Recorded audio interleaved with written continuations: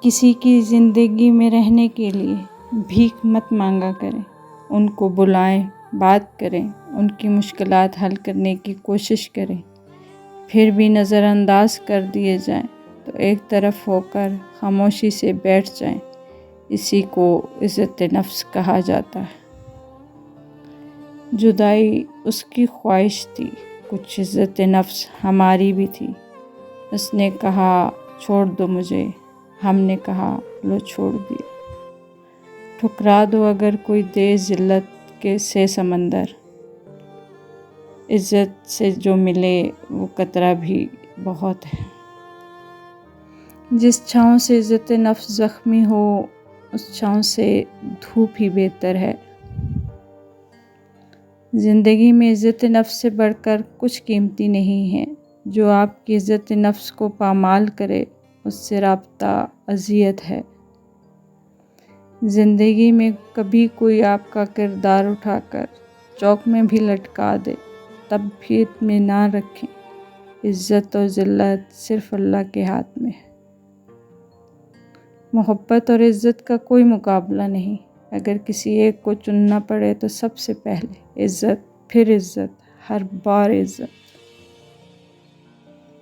Maturity کا مطلب یہ ہے کہ آپ ان لوگوں اور موقع محل سے خود کو فاصلے پر رکھیں جو آپ کے ذہنی سکون اور عزت نفس کو خراب کر سکتے ہیں۔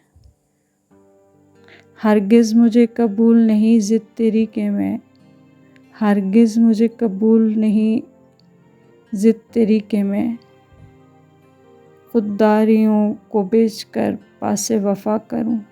یہ سر مجھے عزیز ہے عزت کی حد تلک، یہ سر مجھے عزیز ہے عزت کی حد تلک، عزت نہیں تو سر کا میں گردن پہ کیا کروں۔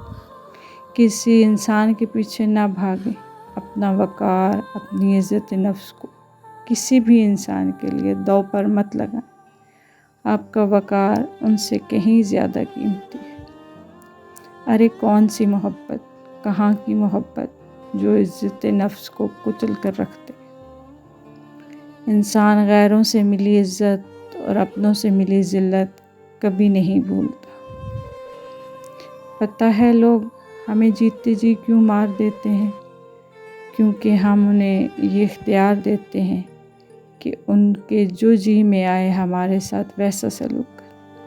غلطی ان کی نہیں ہوتی، بالکل نہیں، غلطی سراسر ہماری ہوتی، کیونکہ ہم اپنی عزت نفس بھی انہیں تھما دیتے ہیں۔